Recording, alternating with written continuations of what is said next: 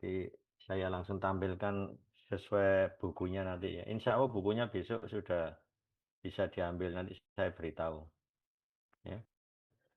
Soalnya bareng-bareng anunya, pengirimannya dibarengkan ya. Ya, jadi ini salah satu bentuk regresi data kontu adalah regresi Poisson.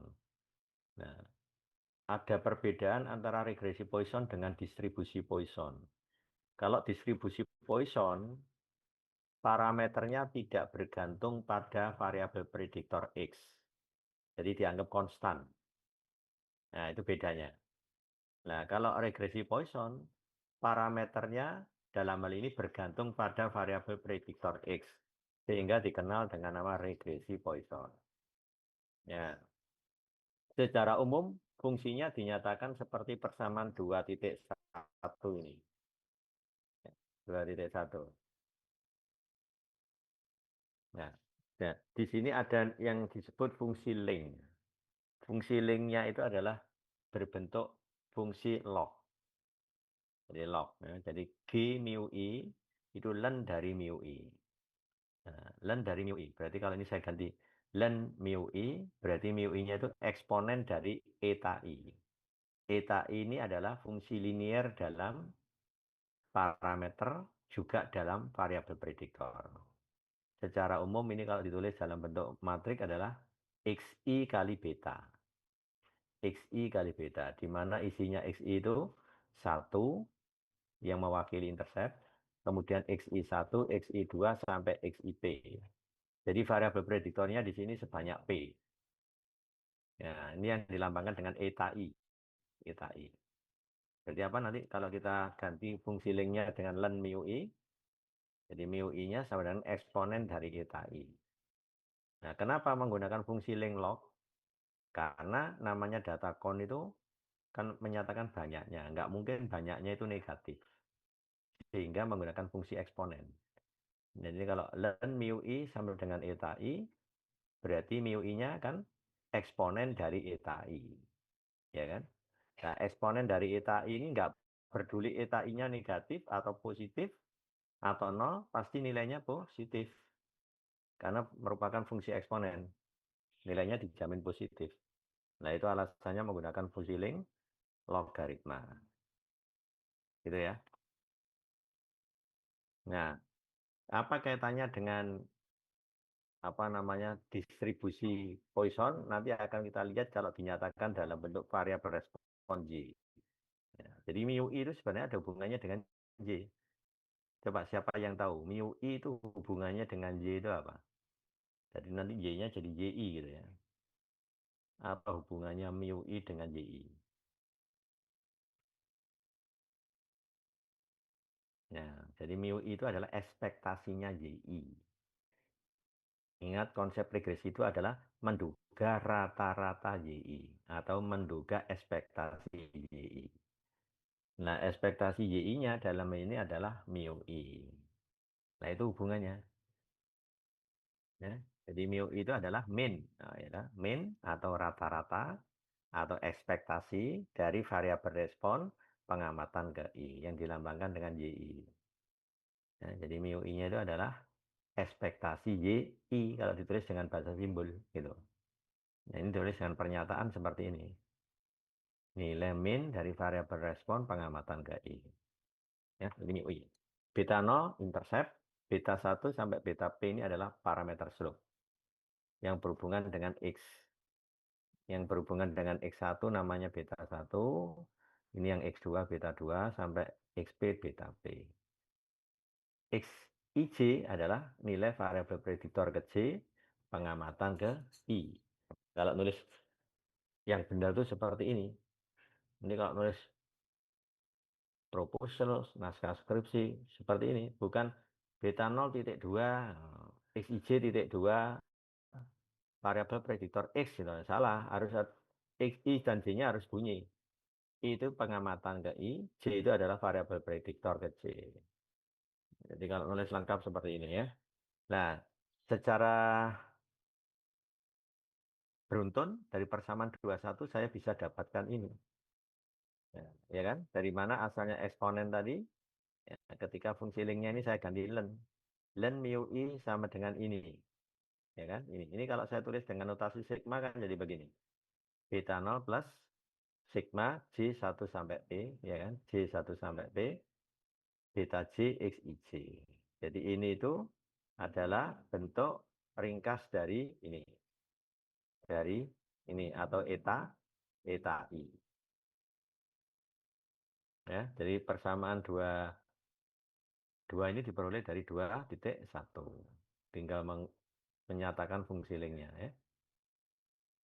Nah, ini nanti yang merupakan parameternya distribusi Poisson. Nah, berarti mu i tidak lain adalah ekspektasi YI. Ya, jadi mu i itu adalah ekspektasi YI. Atau ditulis eksponen dari ini. Ya, ini yang akan kita duga nanti. Ketika beta 0, beta 1 sampai beta P diestimasi, maka kita dapat penduganya. Ini yang dikenal dengan regresi Poisson. Baru cara estimasinya sekarang. Cara estimasi. Cara estimasinya menggunakan fungsi likelihood. Fungsi likelihood. Nah, fungsi likelihood itu bentuknya adalah perkalian dari PDF. Kenapa? Karena YI-nya saling independen. Ya, karena YI itu saling independen, maka kita dapatkan fungsi likelihood-nya L beta adalah produk I1 sampai N, karena pengamatannya sebanyak N. Nah, ini kan distribusi Poisson ini. Eksponen min mu I dikali mu I pangkat YI dibagi YI faktorial. Nah, ini namanya fungsi likelihood. Nah, prinsipnya kalau menggunakan estimator MLE itu fungsi likelihood-nya di log atau di len. Len dari produk itu menjadi jumlah. Sedangkan fungsinya di len. Ini kalau saya len, jadi gini kan. Jadi dari sini berubah jadi ini. Nah, ini sama saja apa? Sigma I1 sampai N. Len dari eksponen mu I itu hasilnya adalah min mu I. Kalau kali, di log jadi jumlah. Jadi len mu I pangkat YI jadi YI len mu I. Kalau dibagi itu jadi minus. Len YI faktorial. Ya. Nah, akhirnya kita bisa kalikan sigma I1 sampai N min mu I. Minnya keluar jadi sigma mu I. Plus sigma I, YI, len mu I. Ini kan. Minus sigma I 1 sampai N, len YI faktorial. Nah, ini namanya fungsi log likelihood. Baru didapatkan bentuk sederhananya menjadi ini. Dari mana asalnya kok bisa jadi 2,4 ini? Mu I-nya diganti eksponen XI beta. Ya kan? Mu I-nya diganti eksponen XI beta. Len dari eksponen XI beta itu hasilnya apa? Nih. Len mu I. Mu I-nya eksponen XI beta. Masih ingat kalau di SMA A log A pangkat N. Itu hasilnya N kan? Nah, kalau A-nya saya ganti E log E pangkat N kan hasilnya N. Nah, E log E itu nilainya 1. Karena maknanya sama dengan log E bagi log E. Jadi N kali 1, N. Itu buktinya kan. Berarti kalau kita mulen dari eksponen XI beta, hasilnya adalah XI beta. Nah, ini XI beta kan. YI-nya tetap, yang ini tetap tidak berubah. Nah, baru turunkan terhadap beta, samakan dengan 0. Ini namanya syarat cukup. Supaya fungsi log likelihood ini mencapai maksimum. Nah, syarat cukupnya adalah del L per del beta sama dengan 0. 0-nya 0 vektor. Ya, karena betanya ini berupa vektor. Nah, ini kalau di aljabar statistik kan sudah diajari nih, diferensial vektor dan matrik. Gitu. Nah, untuk menurunkan terhadap vektor harus dicari komponen masing-masing. Del L beta per del beta 0. Del L beta per del beta 1 sampai del L beta per del beta B. Dicari mas satu-satu. Dan disamakan dengan 0. Jadi ini adalah penjabaran dari ini. Penjabarannya ini. Ini turunan pertamanya. Ya. Nah, hal-hal seperti ini harus sudah terbiasa nanti kalau ditanya di ujian. Kadang-kadang penguji itu tanya, itu kok bisa ketemu ini dari mana? Nah, Ketemu ini itu dari mana? Sigma I 1 sampai N eksponen X beta yang diturunkan terhadap beta 0. Nah, kok bisa ketemu ini itu dari mana? Nah, yang paling gampang ngeceknya itu ini dijabarkan dulu.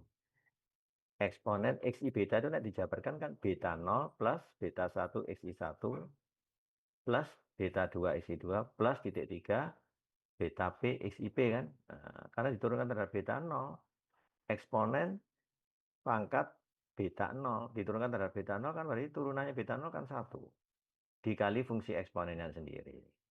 Jadi 1 dikali eksponen XI beta ya hasilnya eksponen XI beta. Ya kan? Kan nggak berubah. Ini diturunkan terhadap XI beta. Hasilnya kan ketemu 1 kan? 1 kali YI. Nah, ini nggak mengandung beta 0, turunannya 0 kan? Hilang. Nah ini nolnya jadi 0 tipis. 0 tipis. Kalau tadi 0 tebal, sekarang 0 tipis. Nah, kalau turunkan terhadap beta 1, berarti di sini ada koefisiennya beta 1 namanya XI1. Nah, makanya di depan muncul XI1. Baru dikalikan fungsi eksponennya. Masih ingat turunannya Y sama dengan E pangkat U. U-nya fungsi X. Y aksennya apa? U aksen kali E pangkat U. Ya kan? Itu turunan fungsi eksponen. Ya itu yang dipakai turunan dasarnya. E pangkat U kalau diturunkan U aksen dikali E pangkat U itu sendiri. Pakai itu aja.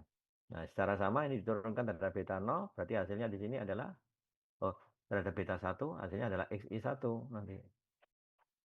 Kalau diturunkan terhadap beta 1. Dikalikan YI. Nah, jadi ini. Terus secara langsung turunan terhadap beta P. Tadi yang dipakai jadi XIP. Nih. Nah, itulah bentuk dari del L per del beta sama dengan 0 itu isinya adalah ini. Nah, kalau Anda lihat dari cara cukup aja kita ingin mencari beta 0, beta 1 sampai beta P. Ini kan fungsinya kompleks sekali, mengandung notasi sigma. Maka untuk menyelesaikan ini pakai metode Newton-Raphson multivariat. Kenapa multivariat? Karena parameternya lebih dari 1. Jadi ada P plus 1 parameternya ini. Mulai beta 0, beta 1 sampai beta P. Dicari secara simultan yang memenuhi sistem persamaan ini. Ini hanya mungkin pakai metode Newton-Raphson multivariat atau pakai iteratif free-weighted least square. Ya. Ya, ini kita gunakan Newton-Raphson aja. Nah, proses menghitung iterasi Newton-Raphson harus menghitung dulu vektor gradien. Saya lambangkan G beta. Isinya vektor gradien itu ya ini, masing-masing komponen ini. Ini disimpan dalam bentuk vektor. Jadi G beta itu vektor kolom. L-nya ini del L per del beta 0, del R per del beta 1 ditranspos. Jadi nulisnya ke bawah. Dan ini saya transpos, jadi nulisnya mendatar. Supaya lebih irit tempat. Gitu ya. Nah, ini tata tulisnya harus diperhatikan juga. Ya. Nah, seperti ini cara nulisnya. Titik tiganya dan seterusnya. Ya. Setelah turunan pertama didapat, mencari turunan kedua. Untuk apa itu? Mendapatkan fungsi matrik Hessian. Nah, matrik Hessian itu elemennya merupakan turunan kedua dari fungsi log likelihood ini. Nah, kalau begitu caranya ya lewat ini. Persamaan 2,5. Turunkan lagi terhadap beta 0. Maka ketemu del 2 L beta per del beta 0 kuadrat. Turunkan sekali lagi ini terhadap beta 0. Maka ini hilang ya. Kalau ini turunkan terhadap beta 0 hasilnya sigma I 1 sampai N eksponen XI beta XI beta. Ya. Kemudian turunkan ini terhadap beta 1.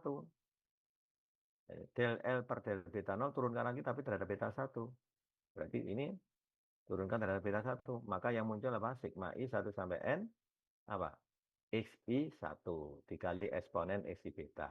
Yang ini hilang. Turunkan lagi ini terhadap beta 2. XI2 eksponen XI beta. Sigma I1 sampai N ya. Begitu seterusnya. Kenapa itu dicari? Nanti ada hubungannya dengan elemen matriks Hessian. Baru sekarang ini turunan terhadap beta 1 turunkan juga terhadap beta 0. Hasilnya sama dengan turunan terhadap beta 0 dulu, baru terhadap beta 1. Ingat di konsep kalkulus statistik, ya, del 2L ya, per del X del Y itu sama dengan del 2L per del Y del Y del X. Nah, dibolak-balik sama ya. Jadi nanti ini nggak perlu ngitung lagi del L per del beta 1 di del L per del beta 0. Kenapa kok sudah masuk di sini tadi? Del L per del beta 0, del L per del beta 1. Atau disingkat del 2. Del 2L beta per del beta 0 del beta 1 itu sama dengan del 2L beta del beta 1 del beta 0. Nah, tinggal melanjutkan turunan terhadap beta 1 dari del 2L beta per del beta 1 kuadrat. Diturunkan lagi terhadap beta 1. Yang ini hilang, no. Setelah itu turunkan terhadap beta 2. No. Tuh. Begitu. Turunkan lagi terhadap beta 3 sampai beta P. Cara sama. Terakhir ini. Turunkan terhadap beta P, ketemu del 2 L beta per del beta P kuadrat. Turunkan lagi terhadap beta P ini. Maka hasilnya X IP kuadrat. Eksponen X I beta. Ini sigma I1N ya. Jangan lupa sigmanya pasang dulu. Yang ini 0 karena nggak mengandung beta P. Itu lengkap sudah. Dapat turunan ke 2, lah baru dimasukkan ke matriks Hessian. Ini ngitungnya seperti ini yang saya bilang tadi. Ini turunkan lagi terhadap beta 0, nanti jadi begini nulisnya. Hasilnya tinggal ini kan, yang ini hilang yang ini. Karena ini delta Y ini, sigma Y ini tidak mengandung beta 0, jadi turunannya 0, tinggal turunannya ini, hasilnya tetap ini. Ya. Turunkan sekali lagi terhadap beta 0 kan tetap ini. Ada pertanyaan sampai sini?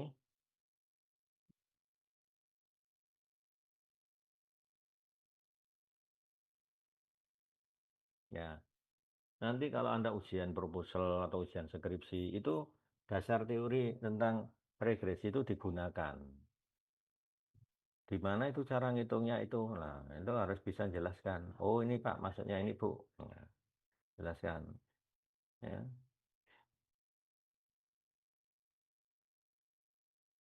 Itu cara menurunkan seperti itu.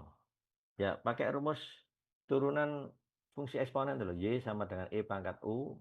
Y aksen adalah U aksen kali E pangkat U. Itu aja modalnya. Ya. Ini persamaan. Ya. Ini ada yang salah cetak ini. Ini harusnya ada yang 216 ini dihapus saja. Ya gitu ya. Ini yang turunan kedua.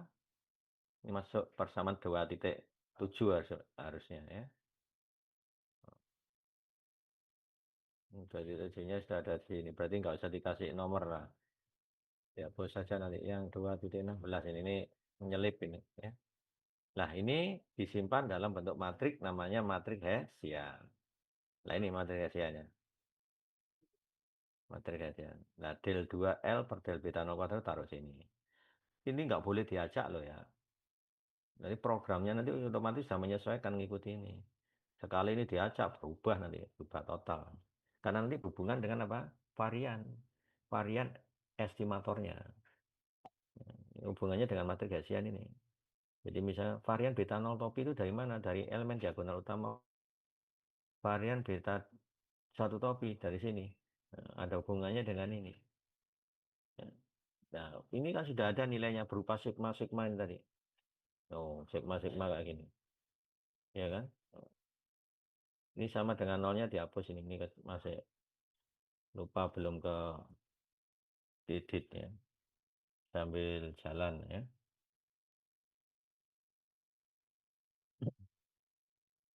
Ada pertanyaan sampai sini?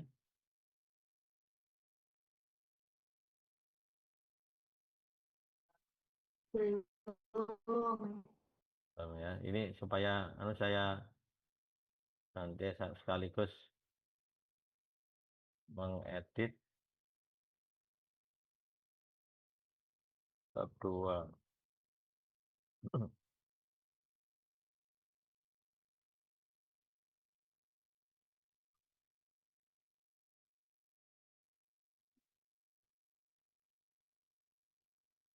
Ya, ini saya tutup.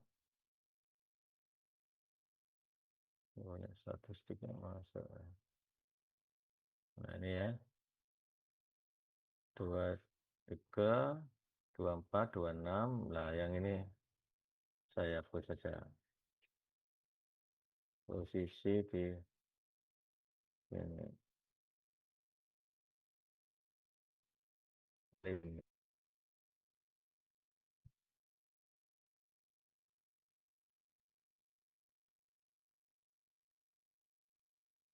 Nah ini. Nah sekarang proses Newton-Raphson. Pertama menentukan nilai awal. Nilai awal ini bebas sebenarnya, trial and error. Ya, cuma lebih gampang kita pakai metode OLS saja atau metode least square. Ya. Jadi nilai awal beta dari metode least square. Inverse X transpose X kali X transpose Y. Langsung dapat kan? Beta 0 awal dapat, beta 1 awal dapat, beta P awal dapat. Ya. Nah, materi rancangannya ini. Jangan lupa. Ya, mirip seperti di regresi respon kontinu kemarin itu. Nah, sama kan? Loh, ini responnya Y, Y1, Y2 sampai Yn berupa vektor kolom loh ya, Y-nya. X matriks rancangan. Ya, ukurannya N dikalikan P1. Ini ukurannya. Vektor gradien tadi sudah dapat. Ya. Nah, baru diganti beta nolnya dimasukkan ke dalam beta. Permisi Pak Sul. Jadi, Share screen-nya ya. belum klik G. Oh, belum ini. Sebentar. Mari, ini. Halo, kelihatan nih ya? Oke, sampun, sampun. Ya, gitu. Jadi begitu. Jadi beta 0 itu adalah nilai awal, itu diinput. Paling gampang supaya kita nggak ngarang sendiri, gunakan least square. Di mana X-nya ini, Y-nya itu ini. Langsung dapat nanti. Beta 0 sampai beta P-nya dapat. Nah, nilai awal itu dipakai menghitung vektor gradien. Del L per del beta 0 itu kan sudah ada dari sini tadi. Nah, ini del L per del beta 0 kan. Ini kan. Nah, ini betanya diisi beta 0. Otomatis dapat nilai kan. Dapat nilai nanti ini. Del L per del beta 1 juga dapat nilai. Del L per del beta P juga dapat nilai. Nah, itu sudah terisi vektor gradiennya. Berupa angka sudah ini. Iya kan? Nah, baru yang ketiga mengisi matriks Hessiannya sama. Nah, betanya diisi nilai awal. Nah, ada beta 0, beta 1 sampai beta P. Matriks Hessian dapat. Ketika vektor gradiennya dapat, matriks Hessiannya dapat, baru dilakukan iterasi. Ini yang dikenal dengan iterasi Newton-Raphson multivariat. Nah, gitu ya. Jadi ini beta iterasi ke M plus 1 sama dengan beta iterasi ke M minus inverse matriks Hessian. Nah, matriks tadi di inverse. Loh, inverse kan ini kan kalau nggak dikerjakan pakai komputer ya susah. Ya, sudah susah ini dimensinya sudah tinggi nih ordonya ya. Hitungannya ruwet di sini ada sigma-sigma juga. Baru dikalikan vektor gradien G beta M. Nah, cara kerjanya gini, ambil iterasi awal, berarti M-nya 0. Ketika ini M-nya 0, berarti dapat ya. Beta 0 kan dapat dari least square tadi. Minus H beta 0 kan dapat berupa matriks. Inverse G beta 0 dapat. Ya, berupa vektor. Matrik kali vektor kan vektor. Vektor dikurangi vektor, vektor. Nah, berarti kita dapat beta iterasi pertama ketika M-nya 0. Baru diselisihkan beta 1 dengan beta 0. Nah, diselisihkan di sini. Apakah konvergen? Artinya normnya kurang dari ini. Oh, ternyata belum. Maka beta 1 mengisi di sini. Beta 1 ngisi di sini. Ngisi di Hessian juga, ngisi di vektor gradien. Sehingga dapat beta 2. Apakah beta 2 min beta 1 sudah memenuhi ini? Belum juga. maka beta 2 ngisi di sini sebagai nilai awal lagi. Begitu sampai nanti terpenuhi konvergen. Misalkan pada iterasi yang ke-100, M yang ke-100, lah sudah masuk konvergen. Itulah jawabannya. Dari situ kita dapat beta topik. Ya. Itu cara kerja Newton-Raphson multivariate. Nah, nanti yang kerja programnya nanti ya. Jadi kalau masih di luar ini namanya masih divergen. Jalan lagi iterasinya sampai mendapatkan darat konvergen ya. Ya gitu ya. Ya, setelah estimator diperoleh baru proses inferensi. Pertama dimulai dengan uji secara simultan atau uji serentak. Nah, uji serentaknya ini menggunakan LRT. Nah, ini rumusnya LRT. Hipotesis nolnya beta 1 sama dengan beta 2 sampai beta P sama dengan 0. Artinya apa? Tidak ada pengaruh secara simultan X1, X2 sampai XP terhadap Y. Nah, ya. Kalau H1 paling sedikit ada 1 beta J yang tidak 0. Nah, statistik ujinya menggunakan LRT. Nah, LRT ini diperoleh dari min 2 len maksimum likelihood di bawah H0, lambangnya LW topi, dibagi maksimum likelihood di bawah H1, lambangnya L omega topi. Nah, ini kalau minyak saya kalikan dengan len, maka ini bisa naik ke atas kan. 2 kali len, ini pangkat min 1. Nah, ya kan, itu kalau saya hitung lennya, yang pangkat min 1 tadi, maka berbalik arah. Menjadi ini dulu, dikurangi ini. Ya kan, silakan gunakan sifat log. Oke, sebentar ya. Log A per B pangkat min 1. Perhatikan ya. Log A per B pangkat min 1. Dan min ini maknanya min 1. Itu kan sama saja dengan log B per A. Betul nggak? A per B dipangkatkan min 1. Itu sama dengan B per A. Kan? Berarti ini di atas, ini jadi di bawah. Nah, jadi baru pakai rumus len A per B. Len A min len B. Maka dapat ini. Nah, ini namanya statistik LRT. Beda dengan deviance.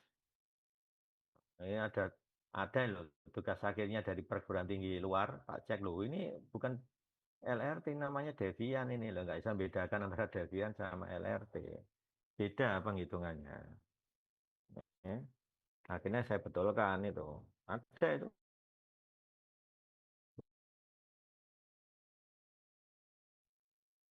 Nah, ini uji serentak. Secara asintotik berdistribusi square derajat bebas P. Derajat bebas P. Ya. Ini di statistika inferensi saya terangkan ini, LRT ini. Inferensi 2, statistik inferensi 2. Ini berdistribusi C square derajat bebas P. P itu banyaknya parameter yang diuji di bawah H0. Ada pertanyaan sampai sini?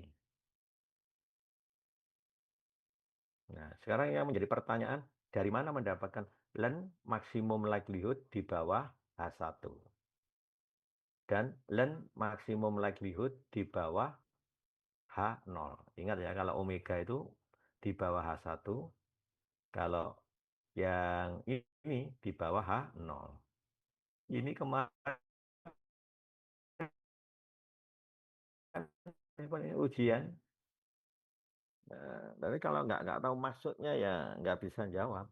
Itu gimana sih cara ngitungnya LRT itu? Lah ini, jelaskan prosesnya. Nah, kalau len dari maksimum likelihood di bawah H1, ya, itu sama saja dengan maksimum log likelihood di bawah H1. Jadi ini sama saja maksimum log likelihood, ini kan len itu kan log basis E. Maksimum log likelihood di bawah H1 dikurangi log likelihood di bawah H0. Log likelihood di bawah H1 itu diperoleh dari ini, Newton-Raphson. Di bawah H1 itu yang dipakai betanya beta atau ini. Nah, dimasukkan kemana? Ke fungsi log likelihood. log likelihood ini. Nah, ini persamaan 24. Jadi betanya ini diganti beta topi. Nah, itu namanya maksimum log likelihood di bawah H1. Paham ya? Maksimum log likelihood di bawah H1. Betanya diganti beta topi yang diperoleh lewat Newton-Raphson multivariat. Begitu. Nah, kalau maksimum likelihood di bawah H0, nah, di bawah H0, berarti apa? Betanya disetting 0. Kecuali berarti apa? Masukkan ke dua, mana 23 tadi? Oh ini 24. Nah, 24. Ini betanya beta 1 sampai beta berapa? Beta P diganti 0. Berarti yang tersisa hanya beta 0. Berarti XI ini jadi tinggal eksponen beta 0. Ini sigma YI dikalikan apa? Beta 0. Beta 0 keluar. Nah, berarti yang tersisa apa? Tinggal diturunkan terhadap beta 0 aja kan. Kan ketemu nilainya. Ini nggak mengandung beta 0, hasilnya 0 kan. Jadi sama saja log likelihood di bawah apa? H0. Berarti apa? Beta 1 sampai beta P diganti 0 kan. Maka yang tersisa hanya beta 0 saja ini nanti. Jadi eksponen beta 0. Eksponen beta 0 itu kan konstan. Dijumlahkan sebanyak N. Jadi hasilnya apa? N dikalikan eksponen beta 0. Itu aja. Kalau ini sigma YI kali beta 0. Beta 0-nya keluar. Beta 0 sigma YI. Gitu aja. Min ini. Nah, itu namanya log likelihood di bawah H0 terus dimaksimumkan. Terhadap siapa? Terhadap beta 0. Tinggal turunkan terhadap beta 0. Setelah itu. Ketemu kan? Turunkan terhadap beta 0, ketemu sigma YI ini nanti. Ini 0. Samakan dengan 0. Dapat. Ada pertanyaan? Ini? Nah, yang ngerjakan ini nanti apa? Programnya. Programnya itu sudah ada, sudah jalan itu. Regresi Poisson itu ada di SPSS juga ada. Di Minitab insya Allah ada itu. Silakan buka nanti. Di R ada juga. Ya.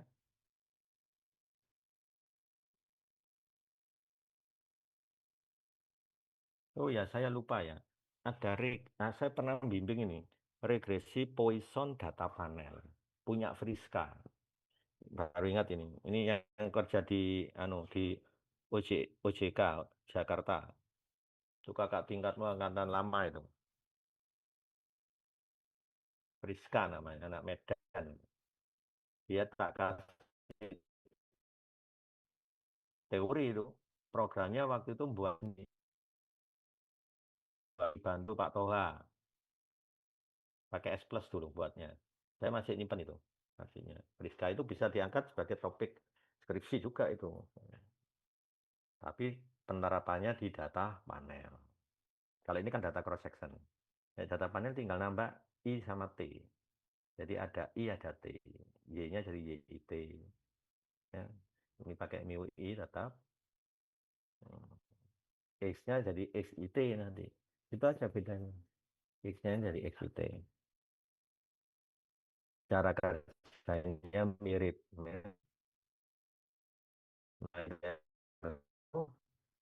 LRT sudah dapat. Ya, jadi kalau nilai LRT-nya nanti lebih besar G square alpha derajat bebas P, maka tolak 0. Artinya apa? Ada pengaruh secara simultan X1 sampai dengan XP terhadap Y. Gitu aja. Atau paling sedikit ada satu variabel X yang berpengaruh terhadap Y. Kalau paling sedikit satu itu bisa aja satu aja yang pengaruh, bisa dua, bisa tiga, dan seterusnya. Maknanya begitu H1. Nah, kalau uji serentaknya sudah signifikan, dilanjut dengan uji individu atau uji parsial. Berarti menguji masing-masing. Nah, ini ya, kalau tulis seperti ini cara nulisnya. Pengaruh variabel prediktor kecil, ya gitu ya, tidak signifikan nilainya. Kalau tidak nol berarti signifikan atau berpengaruh. Statistik uji yang digunakan pakai set. Kenapa pakai set? Nah, ada teori yang membahas estimator MLE ini secara asintotik menghampiri distribusi normal. Ada di teorinya itu, di bukunya Green. Saya pernah menuliskan itu. Cuma di buku ini tidak saya cantumkan, kan terlalu tebal nanti jadinya. Bisa dipakai langsung, sumbernya dari Green. Ya. Di buku lama saya masih nyimpan itu, arsipnya masih ada. Ya. Jadi nanti ini statistik ujinya dihitung pakai ini, beta J topi, Rapson tadi, ini itu simpangan baku beta J topi itu menghitungnya lewat matrik Hessian yang dikenal dengan nama matrik informasi Fisher. Nah, jadi seperti ini. SE beta J topi itu diperoleh dari akar varian beta J topi. Ya. Nah, varian beta J topi itu didapat dari elemen diagonal ke J plus 1 dari matrik ini. Nah, tadi kan sudah punya matrik Hessian kan, H beta topi. Ketika beta topi di input kan dapat itu H beta topi. Di ekspektasi dikalikan min baru hasilnya di invers. Berupa matrik ini. Ukurannya P plus 1 kali P plus 1. Nah, dari situ kita bisa cek elemen yang pertama itu varian beta 0 topi. Elemen yang kedua varian beta 1 topi. Nah, ya. Jadi kalau saya tanya varian beta 1 topi berarti menunjuk elemen yang kedua. Nah, maka naik J plus 1. Elemen diagonal ke J plus 1 dari ini. Itu memperolehnya dari situ. Jadi kalau saya tanya varian beta 2 topi, berarti elemen yang ketiga. Naik satu tingkat. Nah, gitu. Dari situ memperolehnya. Loh, di mana cara ngitungnya ya? H beta, coba lihat H beta. Nah, ini H betanya ini. Di H beta ini ya, sudah nggak mengandung Y lagi. Coba lihat turunan keduanya. Loh, nggak mengandung Y kan? Aman itu sudah, nggak mengandung Y. Berarti X kan dianggap tetap, beta juga tetap kan? Berarti kalau ekspektasi dari suatu tetapan, hasilnya ekspektasi itu sendiri. Karena di dalam ini nggak ada Y. Yang acak kan Y-nya. Berarti ekspektasi dari H, gitu ya, itu tidak lain sama dengan H itu sendiri. Tinggal matrik H ini di minus dulu, habis itu di invers. Yang kerja program. Nggak mungkin kita menginvest secara manual, nggak mungkin, nggak bisa. Program. Jadi minus H di invest. Nah, itu spacer. Nah, jadi invest dari propagation. Lambangnya pakai I beta. Jadi I beta itu sebenarnya minus ekspektasi H beta. Itu namanya matrik informasi Fisher. Nah, sudah dari situ kita dapat, oh ini miliknya calonnya setelah diinvest ya, dikalikan min dulu baru diinvest. Nanti yang elemen diagonal yang pertama itu adalah varian beta 0 topi. Varian beta 1 topi berarti elemen yang kedua. Terus varian beta 2 topi sampai varian beta P topi dapat. Nah, setelah varian dapat, diakarkan jadi simpangan baku. Itu untuk uji parsial. Ya, digunakan untuk uji parsial. Di sini. Lengkap. Baru kita lanjut ke pengujian overdispersi. Nah, pengujian overdispersi, ya pengertian overdispersi itu kalau variannya melebihi rata-rata. Kalau Anda dispersi, variannya kurang dari rata-rata.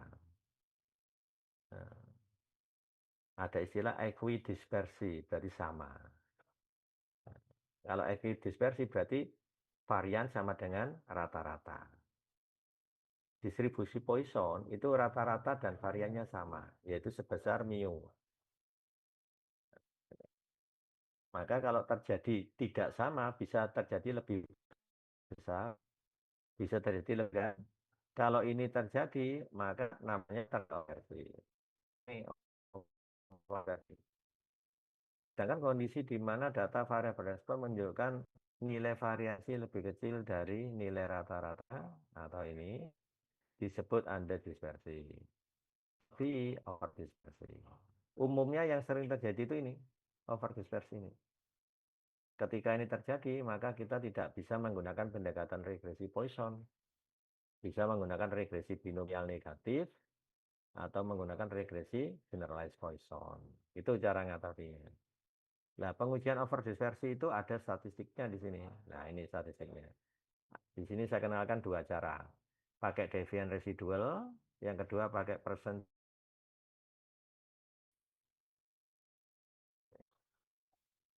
Ya, ini kalau menggunakan sumbernya dari buku ini, textbook ini McCulloch dan Nelter ya, tahun 89. Nah, statistiknya menggunakan V1 ini saya baca V ya, V1. D kuadrat bagi derajat bebas. Di mana D kuadrat itu dihitung pakai ini. Nah, ini devian ini namanya.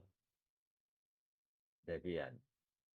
2 sigma I1 sampai N YI len YI per mu itopi. Mu itopi diperoleh dari Newton-Raphson tadi. Apa mu itopi? Eksponen dari XI beta topi kan? Nah, ini diperoleh dari eksponen XI beta topi. Eksponen XI beta topi. Maka dapat D-nya kan?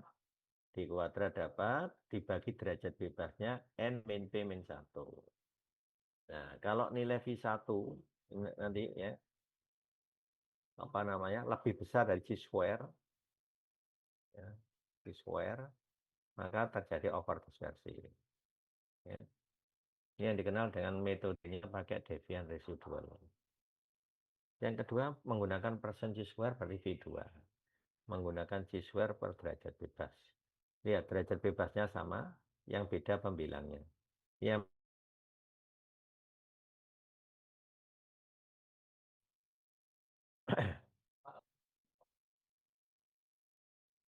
nah, ini kalau pakai persen residual seperti ini. I dikurangi mu topi diperoleh dari eksponen XI beta topi. Ya. Varian YI ya variabel YI dihitung variannya. Varian YI.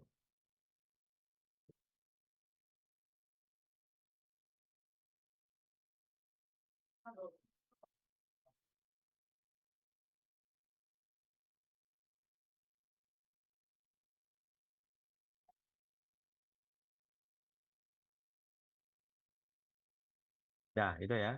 Jadi proses regresi Poisson. Nah, ini ada contoh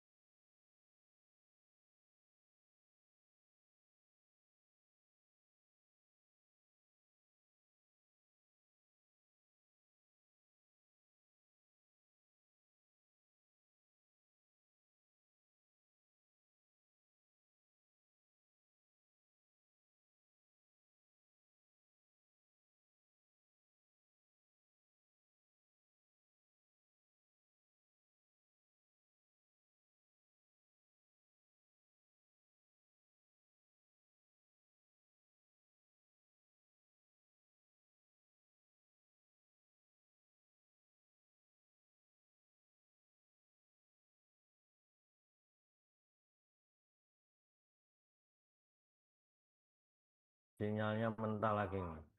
Bentar, saya perbesar aku.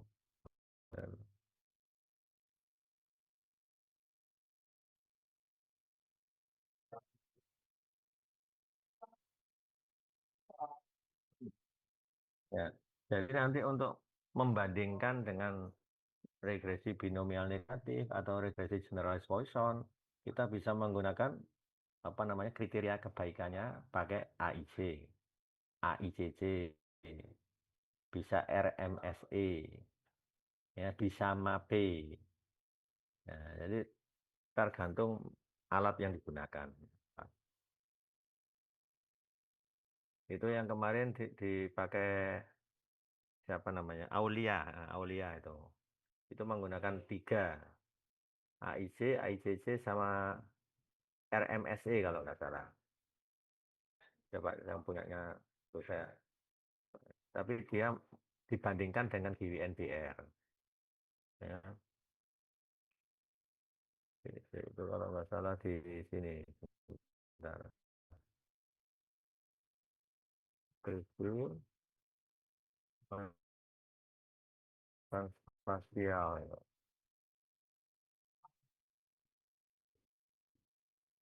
Kripto, ada nggak?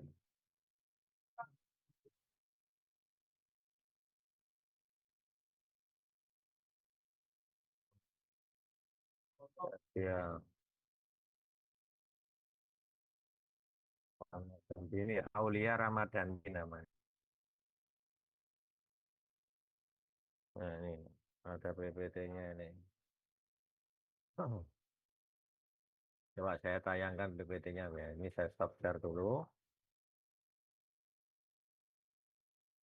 Stop share lagi.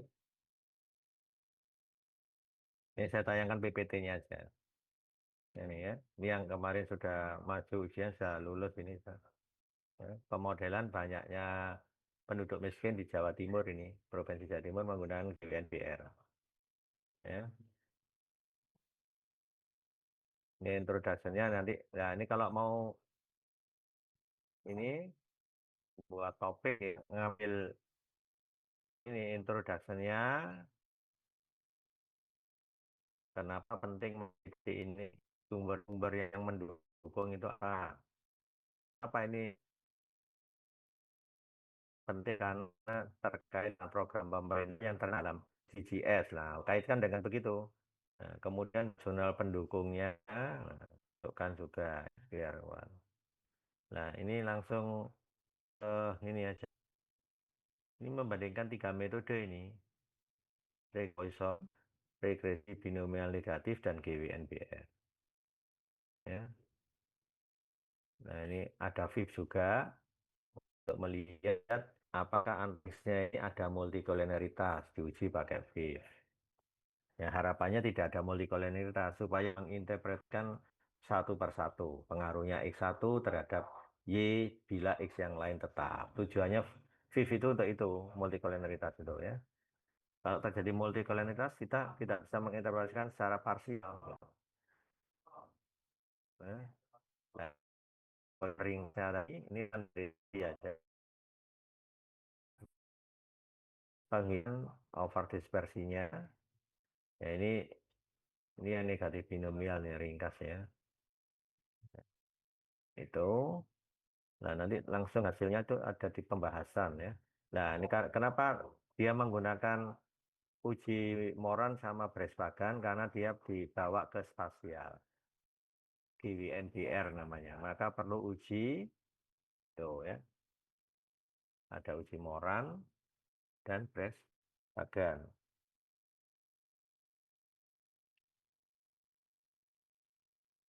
Ada Moran, ada Bresbagan. Ini harus dipenuhi dua-duanya ini. Ini yang Moran, ini yang Bresbagan. Nah, ini yang GWNPR ini prosesnya. Ini detail ini deskripsinya nih.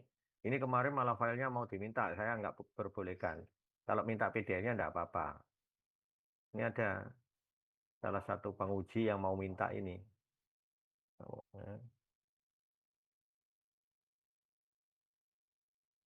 Nah, pakai CV kemarin ya. Ada yang pakai AIC, AICC sama CV bukan. CV ini untuk mendapatkan bandwidth optimal. Pakai CV karena GWNPR itu butuh bandwidth. Kriteria yang dipakai itu AIC, AICC. Ya, AICC itu adalah AIC yang terkoreksi. Ya. Nah, ini ada rumusnya juga sudah tersedia di sini. Kemudian, nah ini Debian ini apa namanya? Apakah BNBR itu lebih baik NBR? Nah, ini bandingkan antara GWNBR dengan NBR. Ya.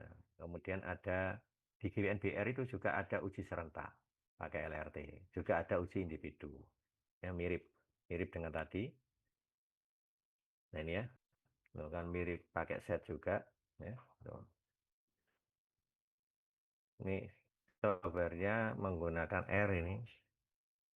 Kemarin saya minta divalidasi dulu, dicek sudah oke sama programnya. Nah, ini hanya strukturnya data deskriptifnya ya.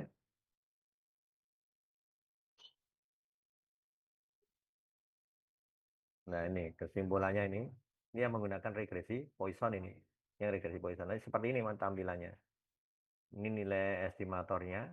Ini simpangan baku dari koefisien. Ini yang diperoleh dari var beta 0 topi tadi. Di akar itu namanya SE. Akar var beta 0 topi ini. Ya. Jadi akar dari varian 0 topi itu ketemu ini. Ini dibagi ini itu namanya set. Ini bagi ini set. Ini nilai setnya. Set.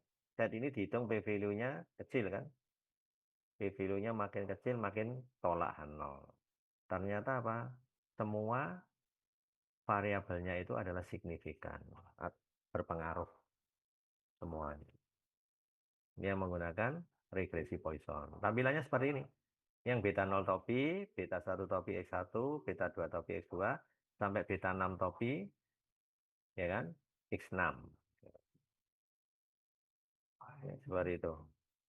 Nah, ini nilai LRT-nya, besar sekali nih LRT-nya. Nilai C-square tabelnya 12, berarti sangat signifikan. Secara serentak berpengaruh. Tapi terjadi overdispersi. Nah, ini V-nya ini. Ini yang dari D kuadrat dibagi derajat bebas itu. Derajat bebas.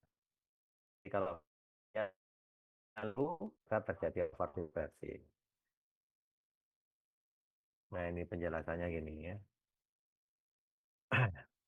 Kemudian menggunakan binomial negatif sama. Ketemu ini juga, ini simpangan baku. Nah, ini tapi yang tolak nol itu beta 0, beta 1. Ya. Ini juga tolak. Beta 5, beta 6 tolak juga. Ya. Terjadi overdispersi juga. Nah, ini hasilnya ya. Ini baru uji Moran sama Bresbakan dipenuhi, maka menggunakan bahasan GWNBR. Oke. Moran, bahkan dua-duanya signifikan, maka nih, di GWNBR itu ada pilihan menggunakan fungsi kernel adaptif B-square,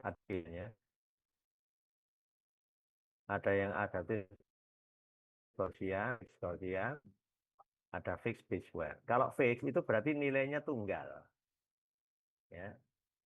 Jadi interceptnya tunggal. Tapi kalau adaptif bergerak mengikuti individu. Nah, itu keluar di output programnya. Jadi kalau adaptif itu lebih lebih adaptif menyesuaikan. Ya. Jadi dispersi itu bergerak mengikuti individu. Ya. Kalau fix ini hanya satu parameter dispersinya. Kalau ini bergerak, misalkan parameter dispersinya theta i ya, ini theta i-nya itu theta saja. Yang fix di square sama fix Gaussian. Jadi theta saja. Sedangkan yang adaptif ini bergerak, theta i. Di parameter dispersinya bergerak sebanyak n nanti.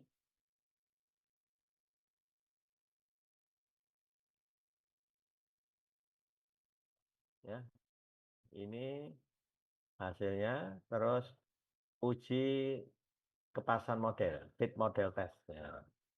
Jadi F lebih dari F tabel, ya kan, tolak nol, maka menunjukkan GWNBR lebih baik dibanding NBR. Jadi membandingkan GWNBR dengan NBR. Ya. Seandainya nanti diarahkan ke apa namanya project, ya projectnya ini saya nggak nuntut sampai artikel. Kalau ada yang mau ke artikel ya tambahkan nilai tambahnya, yaitu selain regresi Poisson bandingkan dengan NBR, itu bisa ke Bintang 2 ya. Ya ini ya, seperti itu. Dan nanti untuk perbandingannya Ini saya, nah ini yang kalau GWNBR itu kelebihannya itu bisa mengidentifikasi per wilayah. X2, X3, X4, X5 signifikan di Jawa Batu. X2, X3, X5 hanya signifikan di Situbondo, Sidoarjo, dan Gresik. Kelihatan gitu. Itu kalau pakai GWNBR. Nah ini hasil peta, tematik, hasil pemetaan GWN. Nah ini model terbaiknya. Ini di sini hanya pakai AIC dan AICC ya.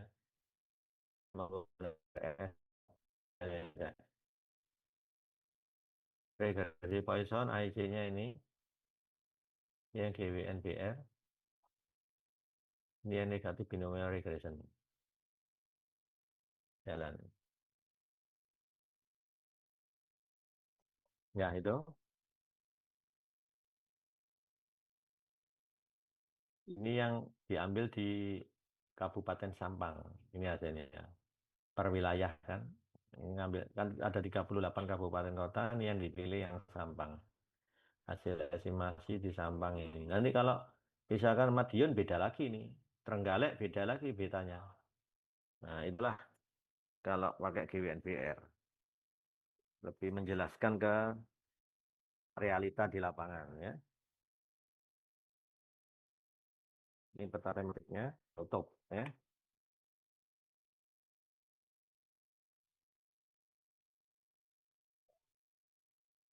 Silakan kalau ada yang mau tanya.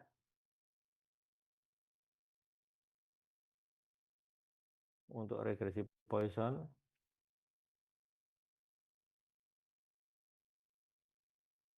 Nah, ini masih ada waktu.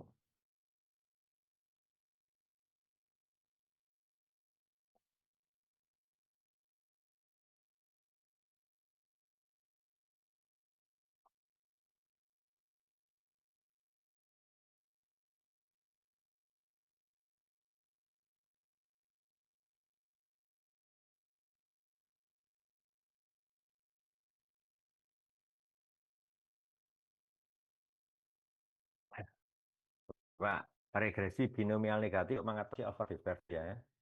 Data statistik persen residualnya lebih dari satu ya. Karena ada dua cara tadi, persen residual sama per square. Ketika nilainya lebih dari satu over dispersi, maka bisa ditangani dengan salah satunya regresi binomial negatif. Nah, di regresi binomial negatif itu ada unsur penting yang dikenal dengan komponen random atau komponen acak. Apa itu? Ya, ingat variabel respon itu selalu random.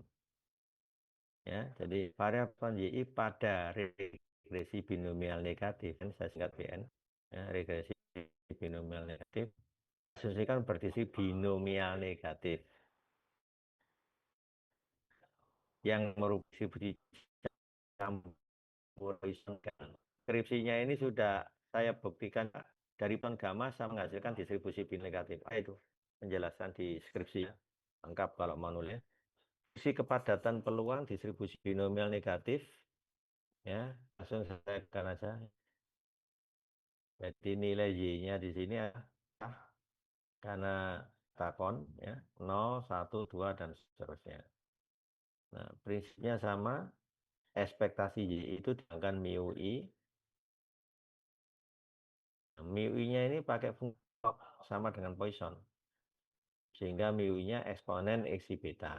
Sama kan? Di beta itu tak lain tadi dinamai apa? Eta I. Eta I. Sama. Yang bedanya lebih kompleks negatifnya. Variannya YI ini menggunakan distribusi binomial negatif. Itu adalah mu I dikali 1 theta kali mu I. Ya, ini ya. Ini di bukunya Hilbert itu, ada itu. Textbooknya Hilbert. Ini juga filenya itu. Apabila tetanya 0, nah, lihat ini. Kalau tetanya 0, maka varian YI sama dengan UI. Sedangkan ekspektasi YI juga larinya ke Poisson kan. Ingat distribusi Poisson itu min dan t-nya kan sama. ketika theta 0 artinya tidak ada overdispersi, kan? Maka kembali ke Poisson. Ini mean-nya mu i, varian y-nya juga mu i ketika theta-nya 0, iya kan? Kan berarti cocok. Ketika tidak terjadi overdispersi, maka larinya ke regresi Poisson. Ya. Jadi apa? Ekspektasi y sama dengan varian y ini yang disebut equidispersi, seimbang, ya. Sehingga tidak ada perbedaan antara model RBA dengan model regresi Poisson konvensional itu.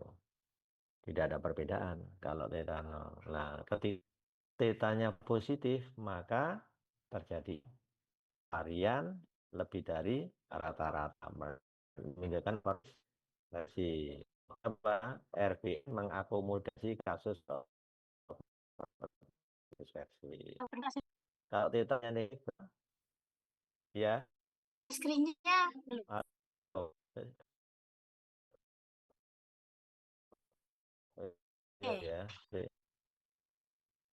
Sampun. yang mana tadi? Oh, bukan ini. Open ya. Tadi sudah tak share screen tadi ya. Yang Share PPT, Pak. screen-nya tadi mana? Oh, tak coba tak stop share dulu. Oh iya, mana tadi? Nah, ini. Nah ini yang regresi binomial negatif. Ya, IDF-nya ekspektasi Y sama dengan mu I sama fungsi linknya pakai log. Baik regresi Poisson, regresi binomial negatif, regresi generalis Poisson, regresi GWN-BR itu menggunakan fungsi link log. Ya. Jadi G mu I sama dengan ln mu I. Sehingga mu I-nya eksponen dari eta I. Itu prinsipnya sama. Cuma ini PDF-nya beda. Ini PDF-nya regresi binomial negatif diturunkan dengan ukuran Poisson gamma. Poisson gamma. Nah, varian YI-nya itu ini. Kalau kita ini 0, maka varian YI sama dengan mu I kan? Sedangkan ekspektasi YI juga sama dengan mu I, maka dikatakan imbang. Eber namanya. Nah, 0 terjadi. Kitanya positif terjadi, maka RBN lebih baik untuk mengatasi regresi Poisson. Ketika θ-nya ini kurang dari 0, berarti variannya lebih kecil dari rata-rata, under dispersi. Terjadi under dispersi. Ya, itu penjelasannya. Nah, kedua ada sistematis. Nah, sama kombinasi sistematis itu yang regresi Poisson, eta I sama dengan XA. Ini yang SI beta. Dites dalam bentuk ringkas kan XI kali beta. Ya, itu namanya eta I. Ada komponen fungsi link. Nah, fungsi linknya ada log. Log kan sama dengan regresi Poisson. Nah, itu yang ada di dalam regresi negatif. Yang pertama ada komponen random yaitu Y, dan ada komponen statis yaitu I-nya fungsi linear dalam parameter dan dalam variabel prediktor. Yang tiga fungsi linknya pakai log. Ya, gitu. Baru proses estimasi. Nah, untuk estimasi binomial itu dimulai dan ini fungsi gamma. Nah, fungsi gamma kita sudah dapat di kalkulus statistik gamma n plus 1 itu sama dengan n faktorial. Nah, dipakai. Kalau di kalkulus statistik kan saya pakai nama n ini. Gamma dari n plus 1 itu n faktorial. Itu digunakan. Nah, ini ada gamma y plus seperti theta dibagi gamma seperti theta. Itu sama dengan ini. Ya, ini diketahui ini. Bisa dihitung secara umum ya. Ini nah, berdasarkan 41 didapatkan fungsi likelihood. 41 tadi PDF-nya. Nah, PDF-nya ya. Ingat fungsi likelihood itu adalah PDF bersama. Jadi apa? Karena ini I-nya independen, berarti menjadi produk. Produk I1 sampai NFYI. Ya. I, O, T, theta. mu ini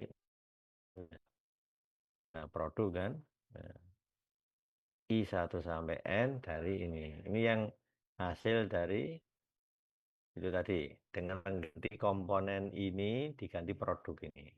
Ya, lihat rumusnya. Kan ada YI plus seperti theta dibagi gamma seperti theta. Nah ini. Gamma YI plus seperti theta dibagi gamma seperti theta. Ini diganti dengan nama produk tadi. Diganti dengan produk. Ya. Nah, diganti ini.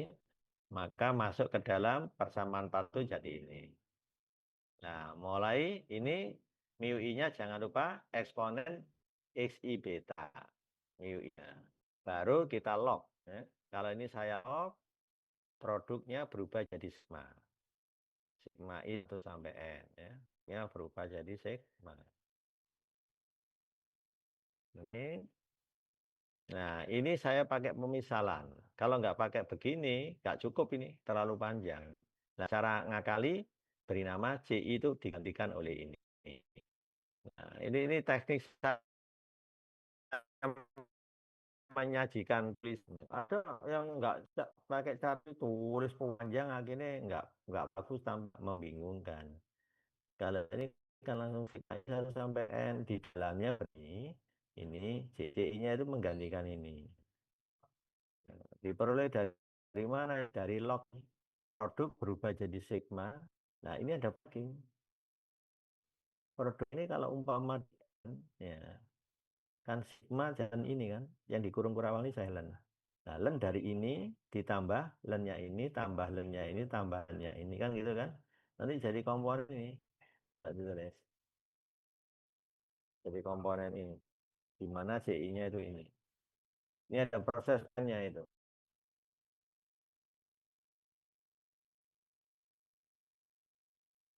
Nah, ini saya pakai nama lagi DI.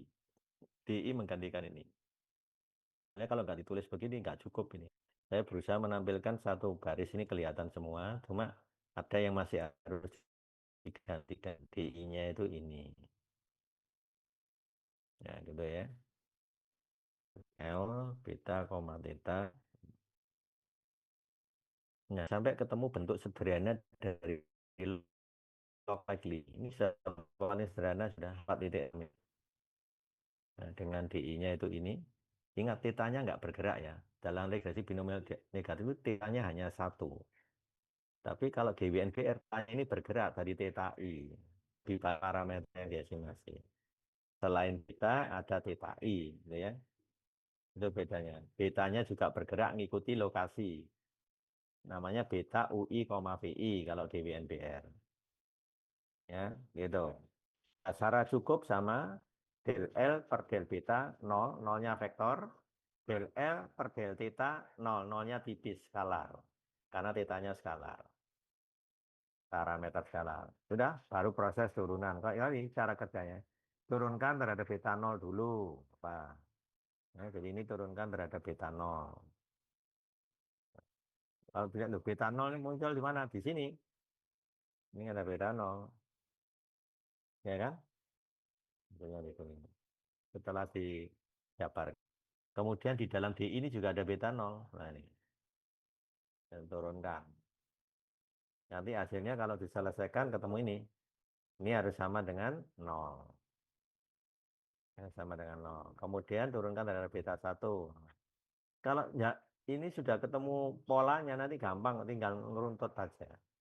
Ya, paling gampang ini dipecah dulu sigmanya ini sendiri, min sigmanya ini, min plus ya sigmanya ini, baru min sigmanya DI. Itu kalau ngerjakan.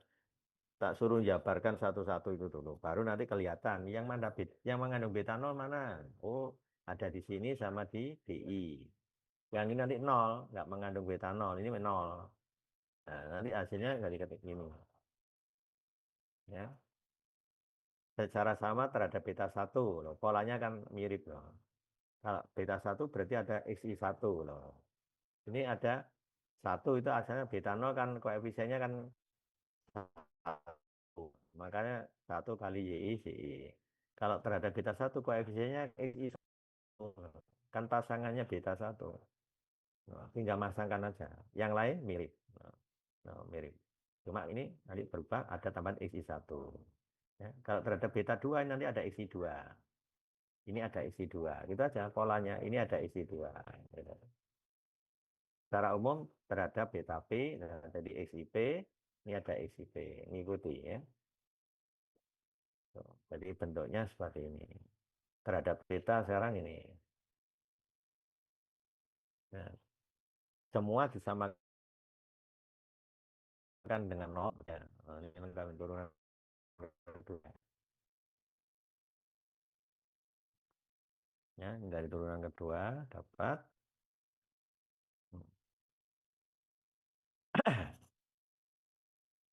Nah, ini di turunan kedua terhadap beta ini saya memisahkan lagi EI. EI-nya itu ini. Memang nggak panjang. Ya, gambarkan. Ini butuh teliti, ditulis di kertas, sudah benar baru diketik. Ya gitu ya prosesnya. Nah ini gunanya untuk materi Gaussian tadi, yang binomial negatif. Nah cara kerjanya sama. Nilai awal, beta dicari lewat least square, tetanya bebas, diisi sembarang. Kan trial and error. Nah, parameter beta dan theta itu dikumpulkan jadi satu namanya parameter tau. Saya namai tau. Jadi sebenarnya kita mencari tau topi. Kalau mencari tau topi sama aja mencari beta topi dan theta topi, gitu ya. Ini saya gabung jadi parameter baru namanya tau. Beta 0 sampai beta P baru beta, ya kan? Ini vektor gradien namanya. Yang dihitung di nilai awal. Nilai awal. Habis itu materi Gaussian ya, dihitung di nilai awal, baru Newton Raphson. Sama ini sudah cara kerjanya mirip dengan regresi Poisson. Jadi yang agak kompleks itu apa? Bentuk PDF-nya. Sehingga fungsi Lagrange juga agak kompleks. Setelah dapat tau topi, berarti dapat beta topi dan theta topi baru diinfres. Ya begitu ya intinya.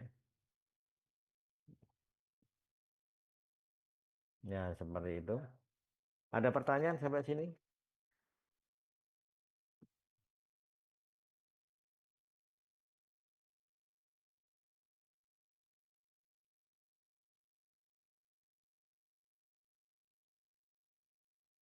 Ya ini sama sudah uji serentak ya, sama kerjanya sama, hanya membedakan fungsi log likelihood-nya aja. Ya, ini pakai matrik informasi Fisher juga sama. Ya. Nah, pemilihan model terbaik itu di sini sebenarnya banyak kriteria. Ada yang pakai AIC, pakai BIC, ya, Bayes Information Criteria, ada AICC, ini yang AICC, ya. Ada BIC, ya. Tergantung programnya nanti. Kalau ada BIC-nya juga ya berarti ini pakai. Ya. Jadi L di situ adalah maksimum likelihood, ya. Maksimum log likelihood. Ya. Makin besar L, makin kecil BIC-nya. Ya kan? Kan masuk akal ini, kan mengurangi. Ini kan konstan. Harapannya kan BC harus kecil. Berarti apa? L-nya harus maksimum. Ya kan? Konstanta dikurangi maksimum kan jadi minimum. Nah, ini logikanya secara numerik. Ya. AIC juga diharapkan kecil, sehingga AICC diharapkan kecil juga. Udah, kalau nggak ada, saya akhiri sampai sini. Julia, nanti tolong langsung divalidasi aja ya. Oke, baik, Pak. Sudah saya kok, sudah saya absen Oke. tadi. Mumpung ini untuk kuliahnya nanti ngikuti atur edaran baru, jadi agak maju. Jamnya sudah ada kan? Sudah di-share di info mahasiswa aktif. Kuliahnya hari apa ini? Hari Senin Selasa jam? jam Selasa jam berapa ini? 56 mau 56. Tolong dicek ya jam 56 itu mulai jam berapa? Tempatnya ya sama tempat kita itu. Kalau tetap di kelas diumumkan nanti. Khawatir nanti ada yang Ya baik, saya akhiri. Assalamualaikum warahmatullahi wabarakatuh. Waalaikumsalam warahmatullahi